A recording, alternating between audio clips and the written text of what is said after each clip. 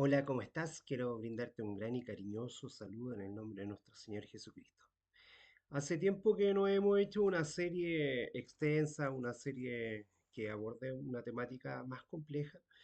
Lo último que habíamos hecho es un trabajo en relación con eh, la carta a los romanos. Queremos continuar después de una serie de preguntas que surgieron con respecto a- a una respuesta que tuvimos que dar. Nos detuvimos ahí, aunque ya analizamos toda la parte histórica del concepto de romano, analizamos los capítulos, analizamos algunos aspectos importantes que tenía la carta. También queremos hacerlo más adelante desde otra perspectiva, agregar algunos elementos que ahí no se alcanzaron a compartir. Pero en esta oportunidad queremos comenzar una nueva serie relacionada con la carta a los hebreos. Para ello queremos invitarte a que te puedas sumar con nosotros, que puedas orar, que puedas pedir la dirección del Espíritu Santo, porque nos parece fundamental lo importante que es hablar sobre esta carta hermosa. Primeramente, señalar, ya lo hemos dicho en muchas oportunidades en este canal, de que muchas personas le atribuyen esta carta a Pablo. No lo sabemos a ciencia cierta, como se dice. Muchos autores lo atribuyen a Pablo y hay otros autores que dicen que no, principalmente por la forma en que está escrita.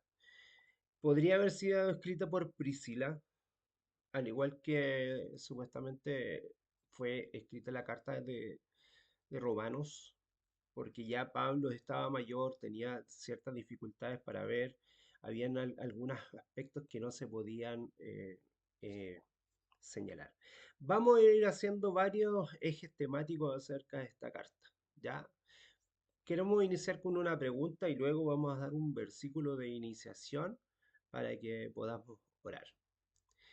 La pregunta es, ¿alguna vez te imaginaste que sería complejo predicar a Jesús a uno de los seguidores de Cristo que podrían estar confundidos? ¿Por qué lo digo esto?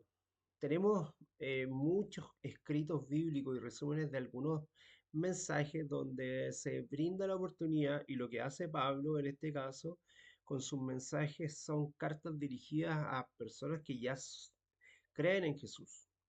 Hoy día los cristianos estamos en una búsqueda también de encontrar acuerdos, de conversar ciertas cosas, de ponernos de acuerdo con aquellos creyentes en Cristo que experimentan dificultades, que a lo mejor tienen ciertas confusiones. ¿Por qué? Porque creemos que somos un solo pueblo. Hoy día tenemos letreros, cada una de las congregaciones, cada una de las iglesias lleva un nombre, un apellido a esta iglesia, nosotros, bautistas del séptimo día, pero queremos encontrarnos en Jesucristo, en la persona de Cristo. Y para eso tenemos que salir de un poco de la caja, de estas limitaciones que tenemos. Vamos a conversar a través de esta serie de temas como dándole atribución a Pablo, porque muchas de estas palabras de exhortaciones también están en otros textos bíblicos. Por ejemplo, quiero hacerte una invitación para que tú hagas una comparación en la forma en que cómo está escrito en los temas. Antes de entrar en el mensaje, quiero que leas esta semana, comenzando con el capítulo 2 de Hebreos y luego continúa con Primera de Pedro. Hay mucha similitud. Quiere decir que de una u otra manera, tanto Hebreos, que posiblemente puede haber escrito Pablo, como Primera de Pedro en el capítulo 4, eh, Hebreos 2 y Primera de Pedro capítulo 4 tienen mucha similitud. Segundo texto, para que tú puedas comparar. Hazlo en otro día de la semana. Hebreos capítulo 13 con Primera de Reyes 19. Por favor, Hebreos capítulo 13. Si no puedes leerlo completo, por lo menos lee del versículo 1 hasta el 9. Y Reyes, Primera de Reyes capítulo 19, los primeros 18 versículos. Y por último, desafío dentro de tu semana con una tercera oportunidad para leer en la semana y una comparación. Hebreos capítulo 3 y Números capítulo 13. Hebreos 3, si no puedes leerlo completo, por lo menos enfócate en los versículos del 10 al 14 y en Números 13. Esto es muy importante porque las expresiones que aparecen ahí van a ayudarnos mucho. Ahora pediremos la dirección del Espíritu Santo para que también nos encontremos en el Señor y quiero invitarte como reflexión, como versículo para que tú puedas tener una reflexión personal y que puedas leer también. El capítulo 10 de Hebreos, en el verso 36 dice, porque os es necesaria la paciencia para que habiendo hecho la voluntad de Dios, obtengáis la promesa. Con este versículo de introducción vamos a ir metiéndonos de a poco en el tema y que podamos encontrar la sabiduría bíblica para hablar acerca de este tema que nos confronta. Querido Señor, tomándonos de tu palabra, queremos encontrarnos, Señor, con muchos hermanos cristianos que, al igual que nosotros, quizás tenemos una bandera, tenemos un letrero, pero nuestro único Rey y Señor eres tú. Hemos interpretado las cosas, al igual que muchos hermanos de otras denominaciones, a lo que creemos que es la luz de la palabra, a lo que creemos que el Espíritu Santo está trabajando en nuestras congregaciones. Creemos personalmente como grupo que el Evangelio es progresivo y que la verdad se va revelando cada día, lo hemos dicho muchas veces en este canal. Por eso queremos comenzar con esta carta y tocar temas importantes que esta carta nos dice. Muchos le atribuyen a Pablo, quien haya sido el escritor de esta carta, fuera hombre, fuese mujer, alguien inspirado por ti, Señor, que sea una carta que pueda bendecir a cada persona del mundo cristiano, a cada persona que quiere obedecer y creer en ti. Todo lo dejamos en tus manos, Señor. Amén y amén. ¿Por qué comenzamos con esta carta a los hebreos? Y mira, te voy a leer otra versión que me parece muy interesante. Bueno, leímos un versículo que se encuentra en Hebreos 10. Hebreos 11 quizás es uno de los más conocidos, al igual que Hebreos capítulo 1, es la principal énfasis que se pone ahí, pero en particular creemos que Hebreos es una carta maravillosa. Voy a leerlo en otra versión, este mismo versículo en el 36 del capítulo 10 que dice lo siguiente. Sabes que este es un llamado a la fidelidad y tiene esta versión que dice así, tengan paciencia y hagan la voluntad de Dios para que reciban lo prometido. Lo maravilloso y que venimos conversando con un grupo de amigos al estudiar estos temas es que el Señor nos llama a la paciencia porque se están viviendo cosas extraordinarias. Hace mucho tiempo los cristianos estamos orando porque existe una protección para el mundo hebreo también. Pero se nos olvida que también el mundo musulmán es amado por el Señor. Y sabes que hoy en países como Irán, en lugares como Siria, los cristianos están siendo perseguidos y se están entregando al Señor y están manifestando esto de manera contundente. ¿Sabes por qué es tan importante esta carta a los hebreos? Porque muchos señalan que es el primer sermón cristiano completo. ¿Qué quiere decir esto? Que tenemos en Hebreos un mensaje cristocéntrico dirigido a creyentes en Cristo, estando en lugares complejos, con personas que están experimentando grandes dificultades. Hoy día el mundo donde existe persecución religiosa del mundo cristiano, donde encontramos que las personas están viviendo luchas espirituales tremendas, encontramos que esto es necesario señalar.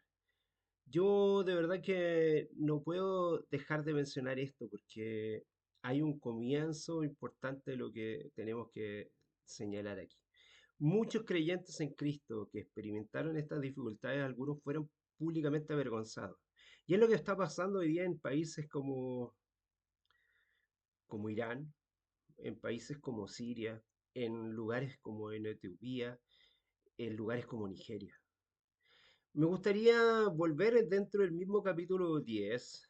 Yo quiero leer lo que dicen versículos anteriores a lo que aparece, desde el 32 al 34 en adelante, y te lo voy a leer en esta versión, que me parece muy maravillosa.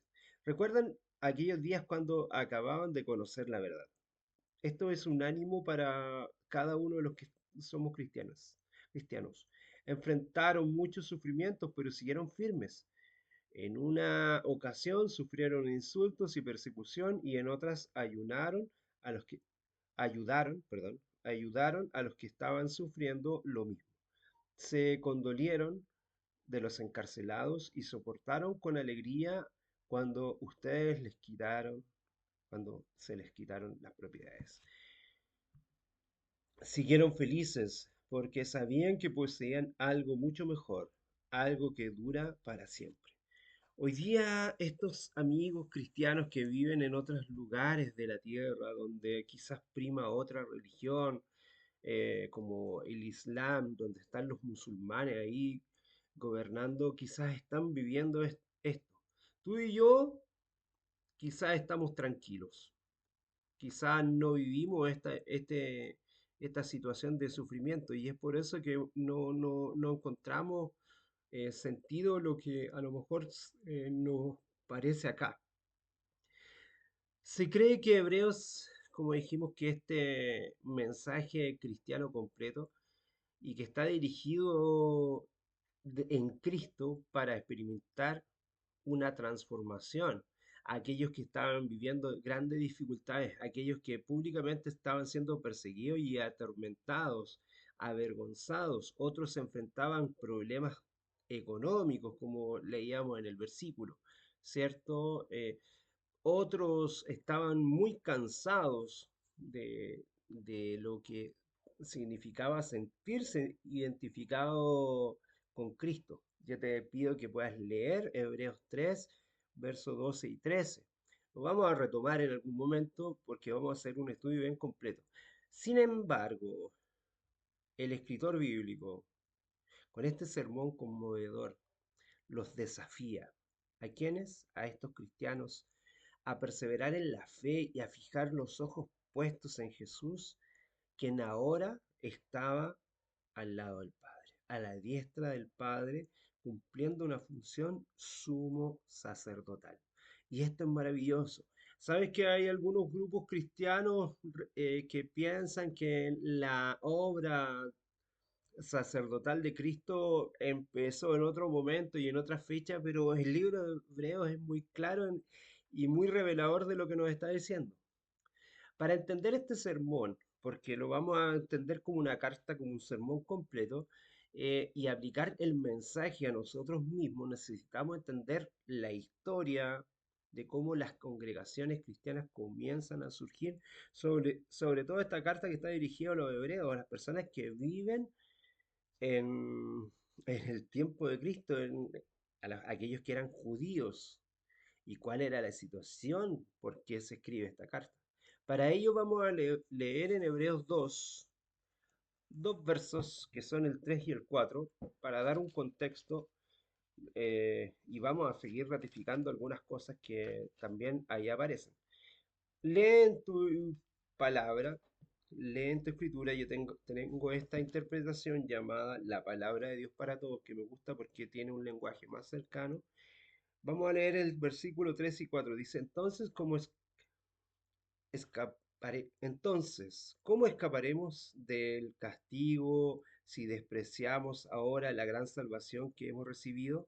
El Señor la anunció primero y luego los que la escucharon de él nos confirmaron que era verdad. Dios también la confirmó utilizando señales, maravillas, diferentes milagros y dones que distribuyó según su voluntad por medio del Espíritu Santo. Hoy día el mundo también está viviendo esto, está viviendo esta conversión y esta experiencia de conversión están ocurriendo en lugares. Veía unos mensajes interesantes que nos mostraban cómo estaba puesto el mensaje de Cristo. Y esto, ¿por qué lo digo? Porque hoy día en Irán, por ejemplo, el pueblo entero iraní se desmarca de la creencia supuestamente que tenía para fijar los ojos en Cristo y lo manifiesta abiertamente saliendo a las calles. En este pasaje que implica la audiencia de Hebreos no había escuchado nunca a Jesucristo. Recibió el Evangelio mediante otros evangelistas que les habían anunciado la buena noticia de la salvación. Ya había pasado unos 30 años aproximadamente de que Cristo ascendió al Padre y Pablo, contemporáneo y que se cree que posiblemente era el autor de la carta a los hebreos, también dice que los evangelistas le confirmaron el mensaje y que Dios había dado su testimonio de una manera maravillosa, con señales y con prodigios. Pero yo lo leí acá y lo dice claramente, que este mensaje, entonces, ¿cómo vamos si está confirmado? Dios lo confirmó utilizando maravillas, diferentes milagros y dones que ya se distribuyeron en la iglesia para bendecir a la iglesia, no para que una persona se sienta con un poder sobrenatural, sino que los dones espirituales siempre han sido para ministrar y para hacer una bendición en el pueblo del Señor. Así es que eso jamás se nos olvide. Esto es fundamental. Por eso queremos seguir señalando lo que dice. Al comienzo de la era cristiana, y esto es muy importante, Dios derramó el Espíritu Santo. Cuando estaban estos apóstoles en el aposento alto y reciben al Espíritu Santo, se manifiestan señales, prodigios, manifestaciones que es como están escritas ahí. El Señor derrama el Espíritu Santo sobre sus apóstoles en Jerusalén para que pudieran anunciar el Evangelio en idiomas distintos, previamente desconocidos para muchos, pero la carta que aparece de Lucas, escrita como los hechos de los apóstoles, al cual muchas veces nosotros hacemos mención como los hechos del Espíritu Santo, porque el Espíritu es el que hace las cosas y no los apóstoles. ¿Qué empieza a ocurrir? Que las personas consideraban que estaban borrachos, pero están hablando en lenguas entendibles de lugares, por la diáspora, por las personas que venían a vivir el Pentecostés. Estaban entendiendo el mensaje en su propio idioma, en idiomas previamente existentes. En Hechos capítulo 2, el versículo 3, Felipe realizó milagros, el capítulo 3 también, eh, Felipe realizó milagros similares en Samaria, por ejemplo, en Hechos capítulo 8.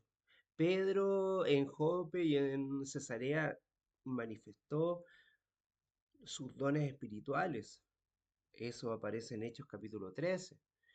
Estos hechos poderosos eran evidencias mm, sobrenaturales pero vívidas que el pueblo del Señor, personas que vivían en el mismo Jerusalén, pudieran experimentar, así como en Jope, en Cesarea, en Samaria y en otros lugares, donde había muchos judíos que habían salido después de la muerte de Esteban,